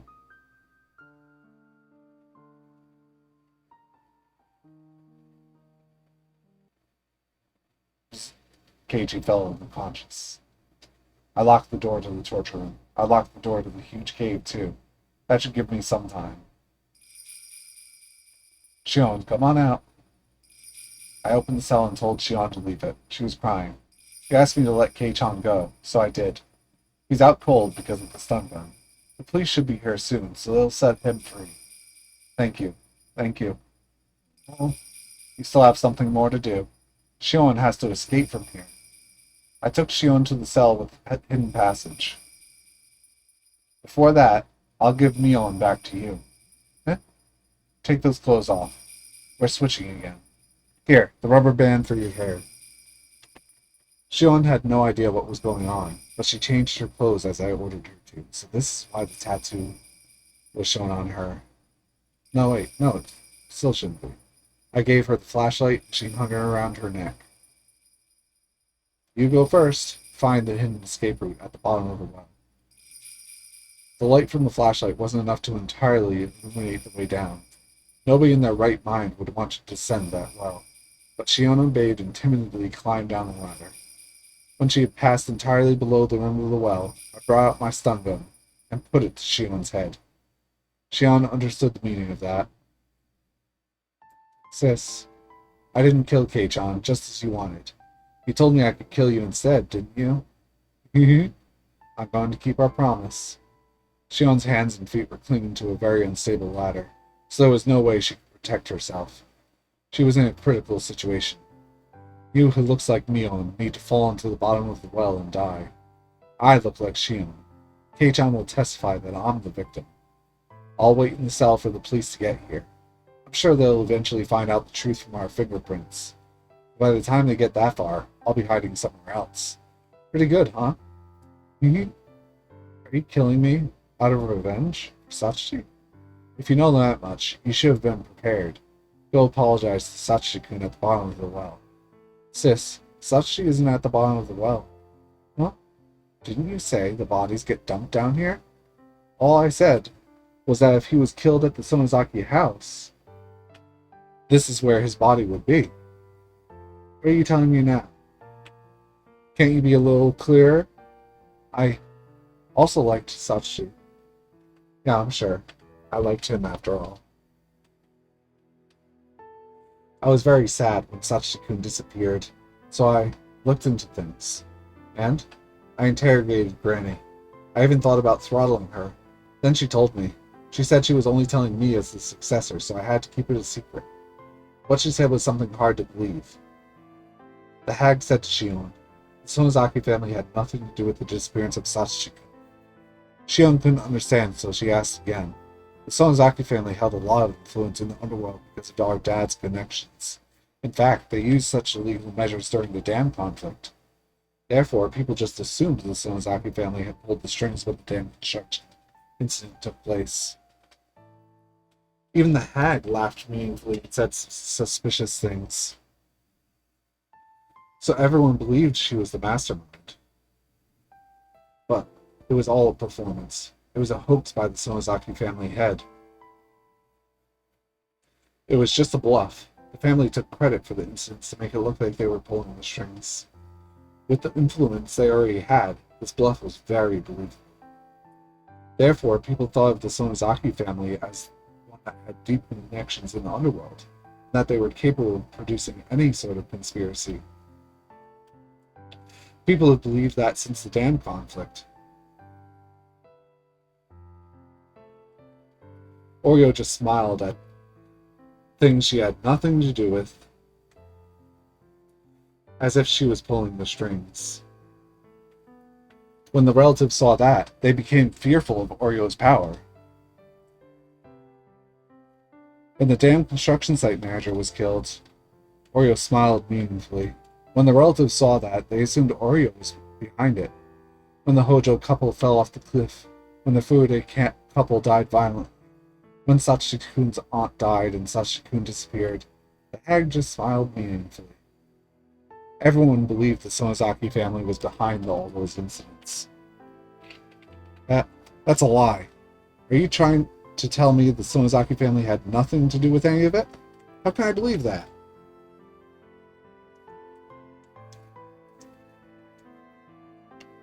I don't think Granny would lie, especially about Sachikoon's disappearance, since she said she knew nothing about it, because Granny approved of the relationship between Sachikoon and me. Remember? You ripped your nails off so she would forgive everything. No, that's a lie. Don't try to fool me. Then who made Sachikoon disappear? Who? I don't know. But it wasn't the Sonozaki family. It wasn't Granny. You know the curse system, right? The hag didn't need to give the command for Sachikoon to be attacked. All she had to do was look concerned and then someone else would take care of it. That was the system. Shion couldn't say anything in response, even if the hag had forgiven him personally. As long as he was the object of the curse, the executioner would follow him forever. Granny told me that she had tried to find out who was actually behind this curse of Oyashiro-sama for a long time, but she couldn't. Everyone believed it was someone in the village, but she couldn't find out who it was. She couldn't find out. Why did the curse take place every year? Isn't it weird? But it wasn't anyone. There really wasn't. I told you that Rika Furude tried to attack me earlier with a syringe, didn't I? How do you explain that? She wasn't just acting out of desperation like a cornered rat. She came over to my house and attacked me with a bottle of pepper spray and a syringe. I bet Tomitake-san was killed with that same stuff. That, I don't know. I can't believe Rika-chan would do something like that. I'm the one who saw how she died, and I still can't believe it. What a completely abnormal way to go. I don't think Shion and the hag are lying. That would mean the hag wasn't in as much control as we thought she was, though. She didn't know anything about that scary drug, or if the Furude family was the one executing the curse. If the Sonozaki family had nothing to do with it, then who made the series of mysterious deaths possible? Was it just a coincidence that something happened 5 years in a row on the night of Watanabe? It's impossible. A human must have made it happen. It was all decided somewhere the Sonozaki family wasn't aware of. The Kimiyoshi family didn't know anything. Kimiyoshi believed the Sonozaki family was behind it. Was it the Furude family? With Rika's behavior, and the elderly people who believed in her so blindly? Did some kind of power exist around the Furude family that created the curse? No way. The Furude couple themselves were victims of it. How could a little girl like Rika possess a power stronger than that of the Sonozaki family? No way. It's just impossible. In other words, I had killed the heads of all the three families and was trying to bring an end to the whole thing. And all as a result of misunderstanding about the dark secret of Hinamizu. What about my revenge? Did I kill all the wrong people? People who had nothing to do with Sachikoon's disappearance at all? I mean, it's like you could explain almost all the deaths until maybe Satsuki. Well, even Satsuki's. Yeah, let's see. The dam manager got killed by 5 people and dismembered, and one of those people escaped the crime. The second year was Satsuko and Satsuki's parents, who just had an accident. The third year, a mysterious illness and suicide. The fourth year, Satsuki killing and vanished. Honestly, the only real thing is Satsuki's disappearance. That's the one thing that's weird out of everything. That's good, Shion. You're still trying to turn the tables on me, huh? Sis, please, believe me. I'm not your enemy. I really am not. Please, believe me, sis. Shion begged with tears in her eyes. That would have affected me if I was still Shion's sister. But I don't feel anything anymore, because I'm a demon. I'll be done once I kill Shion. I've already decided that. If I don't finish it up, what would my existence be for? What about the life I devoted to revenge for Satsuki? How dare she tell me all this nonsense to confuse me at the very end? If what she said was the truth, then what I'd done wasn't revenge. It was just the curse of the 5th year. Shion, if you are truly innocent, you can go to heaven. Apologize to Satsuki for me. Sit. A bluish-white spark lit up the darkness, and Shion disappeared into the well. Please apologize to Satsuki in heaven. I can't, since I won't be going there. Instead, I'm going deep into hell. Jumping into this well would be too simple an atonement for what I've done. Until I find a perfect way to end my life, I'm going to live as best I can.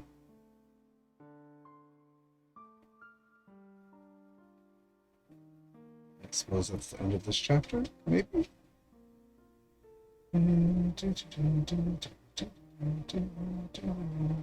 Yep. Mutants. Shion Sonozaki's last confession is dubious. Did the hag convince her that the Sonozaki family had nothing to do with it? Or is that the truth? In my own investigation so far, I've proven there are aspects of the curse which can't be explained by the Sonozaki family alone. So my notes were all bogus from the beginning. These 200 pages are full of bullshit. I thought of burning this notebook, but I won't do it. This notebook proves my guilt. I won't distort the facts. I won't burn it. After all, my life was only a notebook long. Wonder if anybody will read this. If somebody does, please let them learn something from my stupidity.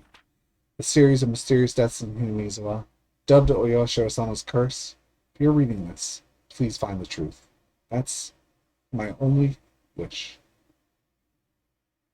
Mion Sonozaki. Ah! Instead of Shion.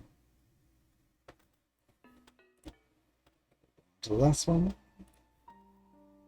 Final chapter time. June 1983. There's been a series of disappearances. Yep. The suspect is Mion. Allegedly, she abducted 5 of them. Oreo, Shion, Kimiyoshi, Rika, Satsuko. And investigation leads that were delayed at the time due to insufficient. Oops. But by chance, the case was solved rather abruptly. On the morning of the 22nd, vehicle patrolling the Sonozaki property heard screams from inside, rushing in as an emergency measure. They secured the suspect's missing younger sister, Shion, and her 2 missing classmates, Keiichi and Reina. Wait. I suppose she was missing. The suspect fled the scene. We found hair, pieces of skin, and blood of the 4 missing people. Oreo, Kimiyoshi, Rika, and Satsuko. In the torture room that was discovered in the basement of the outbuilding on the Sonozaki family property. Supposedly that's where they were killed. We conclude that the victims were tortured in that torture room. However, their remains have still not been found. According to one of her imprisoned classmates' advice, the body should be somewhere in the basement of the outbuilding where the torture took place. However, nothing has been uncovered as of yet, including the escape route the suspect took. In addition, investigations continue regarding any possible connection to the series of mysterious deaths in recent years. But no evidence that Mion Sonozaki was involved, either directly or indirectly, has been found. Wait, isn't this the same thing as the previous one? I just realized that.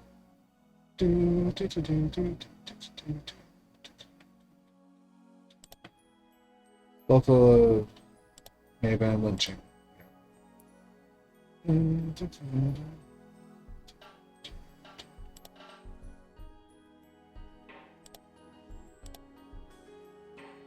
Yep.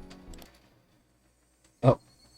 The psychiatrist concluded that she is in a temporary state of shock. But as of today, she has yet to show any improvement. I was acting at first. It was just an act to avoid being interrogated by the police. As it turns out, though, fake insanity can become real. You see, I couldn't bear it any longer. I continued to be haunted by the presence Ren and Ryugu had talked about. It was so close that it could almost touch my back. It wasn't Sachiko-kun, and it wasn't a hallucination. It had become Shion's ghost. Shion didn't go to heaven after all. She was always by my side instead. Shion didn't like the fact that I was still alive when she wasn't, so she had decided to haunt me until she witnessed my death. Every night she whispered to me, telling me to die. I get it. I get it.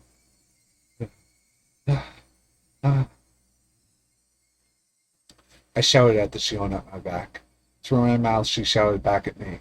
It must look odd to other people. They'd think I was arguing with myself. It's not fair. Why are you still living, sis? Die. Die. Die already. You said you'd die right after you killed me. I'm waiting. I'm waiting. It's so dark and cold in this well. It's cold. It hurts. It hurts. It hurts. Ah, I get it. I get it. Shut up. What exactly do you get, sis? You won't die in the way you want to. You're just running away. You're trying to survive. Even after you did all those horrible things. You'll never be forgiven. You're cursed. You're cursed. You're destined to die. Shut up, Shion. You're just a ghost, so shut up. Shut up. Sis. Sis, you lousy shit. Fuck off. It's not fair. It's not fair. You and I should always be together, even after death. So, Mion, I've come to take you with me. Mion!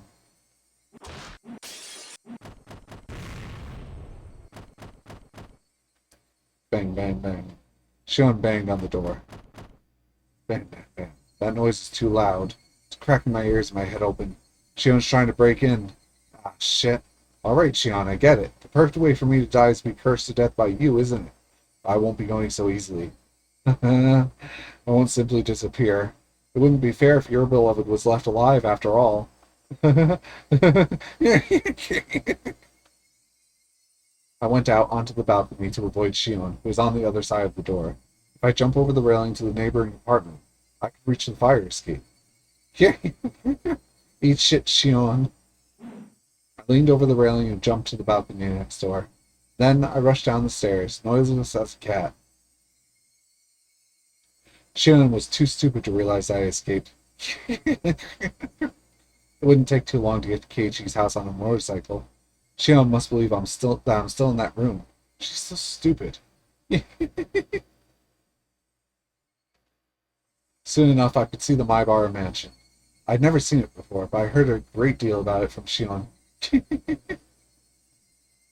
She told me that Keiichi's room is on the second floor. I should wake him up. Throw a stone. I threw a couple stones at the window, and shortly thereafter, the light turned on and the window opened. I saw Keiichi there. The moment I saw him, my madness cooled off for a while. Even from here, I could tell that Keiichi was running down the stairs. He showed up quickly, with the doll in his hand. I felt depressed to see it. It was the doll he failed to give to Shion. It isn't fair after all, Shion. So jealous, Kei-chan. I want to receive a doll from Sachiko-kun too. Mion! It's been a while. How are you? Been doing alright? Despite the burning insanity within me, I spoke to him calmly. Ah, it's true. My body is controlled by the demon now. Otherwise, I wouldn't be here this late. Are you alright hanging around this place? Just gotta go. I feel horribly sleepy. Maybe it's more like fainting due to loss of blood. That sensation is proof that the insanity is swallowing me.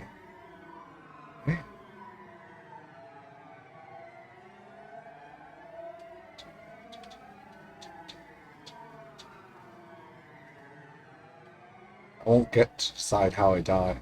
Shion won't allow me to. No wonder, I dropped her down the well. It wasn't only her. None of the people I killed chose to die how they did. Considering that, debating how I'll die must seem a luxurious concern to the dead.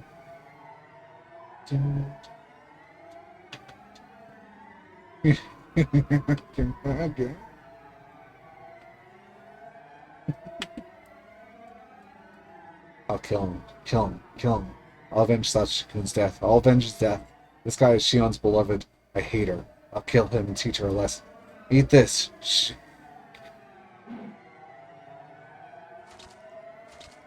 Now we're nearing the end of chapter 2. Still a bit more. While gravity's pull spun around me, I realized I had stabbed him with a knife. I made it in time. I made it before Shion killed me. I got back at her. Take that, Shion. Keiichi rolled on the ground, clutching his stomach. I've done it. I've done it all. That's everyone I wanted to kill. Yeah, I did it. I did it. I avenged your death, Sachikun. Don't you love me for it? Will you stroke my head?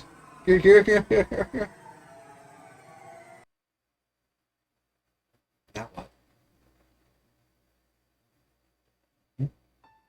Yes, this was all a bad dream. After all, I was just in my room like always, suffering from nightmares of Shion. But where was I now? I had been standing on my apartment's fire escape, alone. I could still recall that dream. Yes, I had stepped out onto the veranda. My front door was still locked, so I had to climb through the veranda again. Oh! That's where she fell. My foot had slipped and I felt a floating sensation. After that, a sharp, indescribable pain ran through my head. And since she was at the hospital, that incredible pain finally cleared the fog away from my nightmare. I just slipped from the fire escape as I tried to return to my balcony, and fell onto the roof jutting out from the elevator hall 2 or 3 floors down. You can survive that. My room was on the 8th floor. I wasn't expecting to be caught up here. When I fell, my head landed right on the concrete corner. Ouch. I could feel both enormous pain and the warm blood dripping out. I felt strangely calm. I couldn't sense the demon, Shion's ghost, or my grudge. I felt just like a baby. The nothingness brought me peace. All my memories from when I was born and named Mion up until today came to my mind. I recalled memories of the time I had spent with Sachiko. Tears rolled down my cheeks. Where did I go wrong? When in my life did I make the wrong choice? I do know just where and when that was, because Sachiko reminded me. I'll leave Sachiko to you. Sure, I believe you'll return. I'll be waiting for you. I'll take care of Sachiko. I'll wait for you with her. We'll be good girls. You left your precious sister to me and nobody else. I guess I didn't get the significance of what you said, but I'll be fine this time. I love you, Sachiko. I'm sorry. I'm sorry, everybody. Shion, I'm really sorry. Can I repay everything with my death? No way, right? That's not how it should be done. I wanted Sachiko to stroke my head one more time. I wanted to hear him mumble one more time. I knew it was too much to ask, so I had no other regrets. That brought an end to my apologies. I rolled over, setting myself falling to the ground, head first. I hoped my head would crack open, to take me to the hell I deserved. I was just a demon. I belonged in hell. Why was I born? Why did this world give birth to me? I shouldn't have been born. I wouldn't have had to suffer if I hadn't been. What was the meaning of my meaningless life?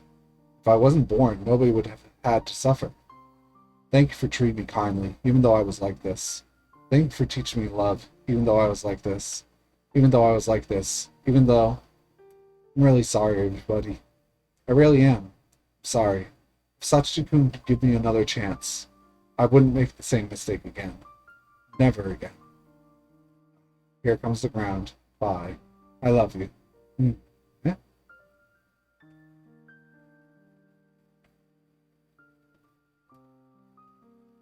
Fade to white.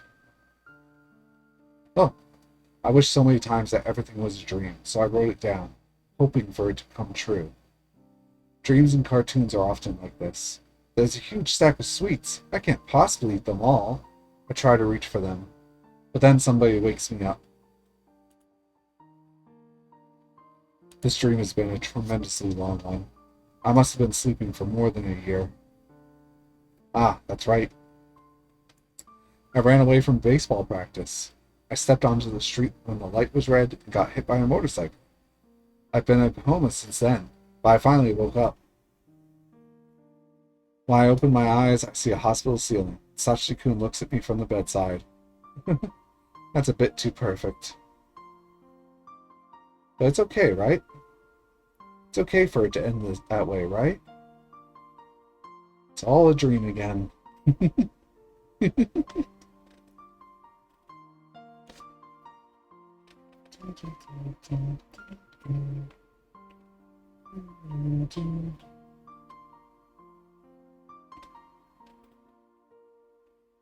I'm sorry that I was born.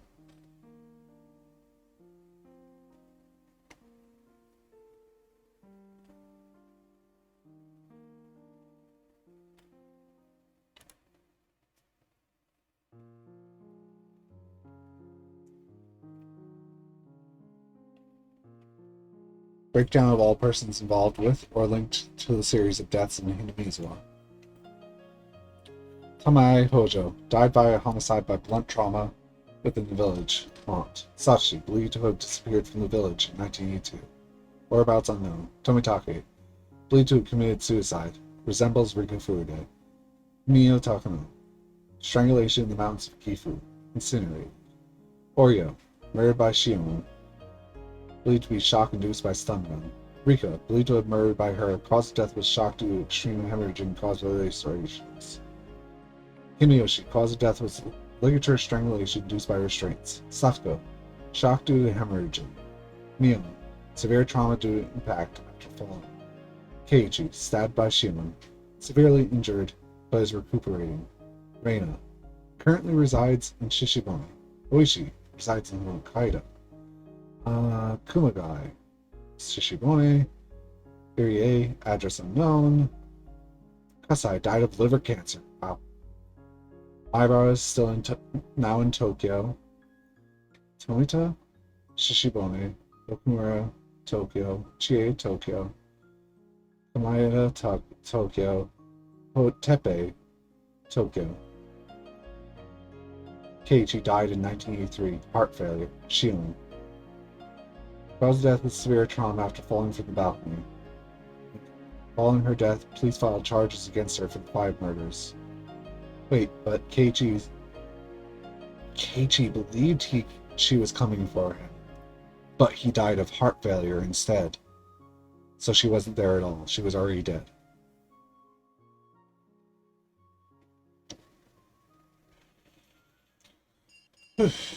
What is it now? Alright, it's lunchtime. Hey, Rena, put our desks together. My lunch has meatballs today. Sounds good. This old man will have some then. Rika-chan, bring your desk over. I'm coming. Whoosh. Unfortunately, meatballs are my favorite too. I won't allow you to have any. Unfortunately, I won't let you do that either, Sasuke. Wow, Shimon. You have to have some veggies, so I cooked some squash for you. Whoa, that's harsh, Shion.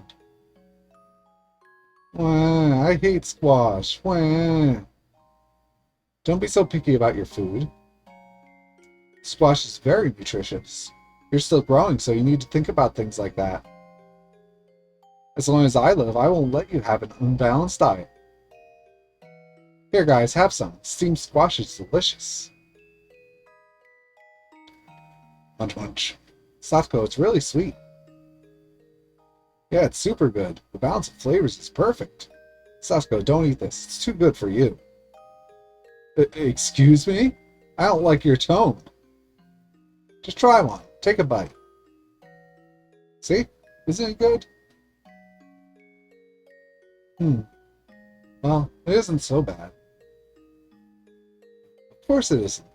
I've been working hard every day to get you to overcome your dislike of squash. Okay, now that that's done with, why don't you overcome your fear of eggplants, green peppers, and asparagus within the year? Stop joking. At this rate, I'll transfer to a school in Okonomiya. Come on. I'm in charge of your health since Satoshi-kun asked me to take care of you. I won't let you eat junk food either. Well, I hate you, Shion-san. I hate squash. Ooh. Oh, okay, that was very nice gunshots all of a sudden. So I believe next, that was all just a dream. Again. So cute having Shion there, though. A happy diary and dissonant. Oh. I thought it was ended. What about the... Huh. Usually at the end it goes to the tips, right? Oh. Huh. Yes, when Mr. Kasai broke in, the room was empty and the window leading to the balcony was open. That was when she fell. She hit the elevator housing right beneath, which gave her a concussion. Then she rolled off the roof and hit the ground, killing her. The reason Mr. Kasai didn't find her, even though he suspected her suicide, is that she was on the elevator housing at that time, unconscious. Keiichi Mairo was stabbed at about the same time. Was Shion Sonozaki unconscious? That spelled wrong. On the roof then? I doubt it. She must have snuck out of the building, stabbed Keiichi, then accidentally fell when she came back. Doesn't that sound right? Ah, would you look at the neighboring balcony again? Oishi-san, you got a call on line 3. Oh, who's it from? Sato, apparently. He says the password is wrong. Hello. Sato-san. You must have some good news. Oh, you were right after all. Thank you. I'll buy you a drink on Flower Road. What was that call about? A mahjong invitation? Bingo. The Sonozaki sisters switch places. Mion is Shion, and Shion is Mion, and Mion is Shion. Shion is Mion. They made a mistake when they were supposed to tattoo the successor. So Mion and Shion are swapped around in this notebook. So then Satoshi-kun and Shion-san. No, Mion-san? This is confusing. Anyway, with that, you gain a clearer understanding of their relationship. Are you talking about the mysterious notebook you received the other day? Didn't you say it was all mumbo-jumbo that could possibly confuse the case? Even after switching the names, it's still confusing. I don't know how much of the content I can trust. Even if this is true, Rikufuru's death seems very suspicious. It's the diary of a lunatic. It drove me nuts when I read it. You know this line on the last page about how she's sorry for being born? It makes me want to jump out the window. Even so, this is a happy diary. Happy diary? Do you know how many times Satoshi-kun's name appears in this notebook? Shion-san really loved him, but because she was so young, a few mistakes caused that love to be misdirected.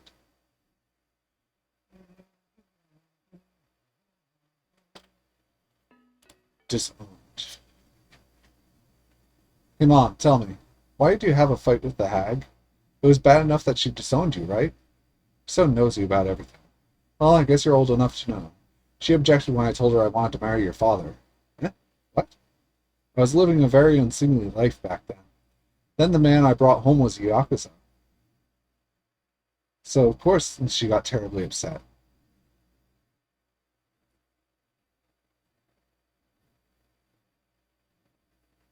She said, the head of the family will choose your fiancé. I said, screw your decisions, you fucking virago. So then we both tried to cut each other down on the spot. We unsheathed our katanas in the living room and clashed and slashed and sliced. You fought that hag with a sword? Way to go, Mom. Well, I was into martial arts when I was young. Both she and I held high ranks in kendos. Yes, it was quite the show. Everyone nearby was terrified. Ah, that was fun. I see. So is that why you were disowned? That's right, I was happy for it. I married your father right away. Well, I was forced to remove my fingernails in atonement. See how the fingernails of my left hand look ugly? Wow. So that's why you and the hag have a bad relationship, huh? You know what, Shion? That's not actually true. Our relationship is actually pretty good. That can't be right. She has to maintain the family's reputation, so she can't treat me normally. And accordingly, I lay low at the family councils. But I visit her every now and then. We have tea together. I can't believe it. This is just between you and me, okay? She removed her fingernails in atonement a long time ago herself. Look carefully at her hand the next time you see her. What did she do? Beats me. I don't have a clue. Hey, you do so have one. It's all over your face. Tell me. That's the last hint. Wait, is there no oh, Stafford. Right?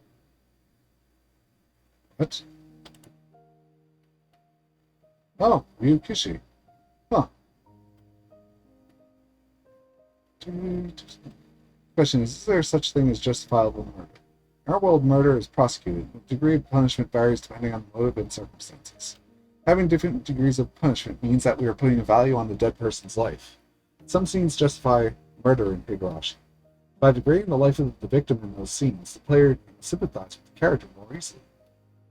The degree of sympathy would be different from person to person. People who could sympathize probably felt catharsis, and the people who disagree with the character might have felt uncomfortable.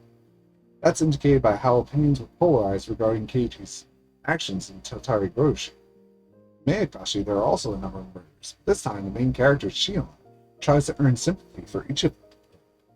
How did you feel? How much were you able to sympathize with her? If you couldn't sympathize with her at all, then please berate her as a crazy murderer. If you sympathize with her at all, please have mercy with her. On her. If you sympathize with her almost entirely, please have mercy on her. If you completely sympathize with her, then please let us both berate both of you as crazy murderers. What about me? Well, that's a secret. I'd like to reverse my question this time. What kind of murderer could you sympathize with, if you were to be killed? A murderer who doesn't care about people's lives? That'd be quite a regrettable death. It's extremely sad to be killed in denial of all your values. A murderer who begs for forgiveness in tears? That'd be quite regrettable too. They shouldn't kill you at all if they're begging for your forgiveness. So what kind of murderer could you sympathize with? Yet sympathy might just be a method for making this story more interesting. If you can sympathize, it's fun. If you can't, they're just crazy. We can't put a value on human life. It's a sin to even try doing so. Murder is a murder, nothing more than that. I just hope everybody can live happily together. How does that sound? Would you agree to that? You wouldn't. Thank you for playing.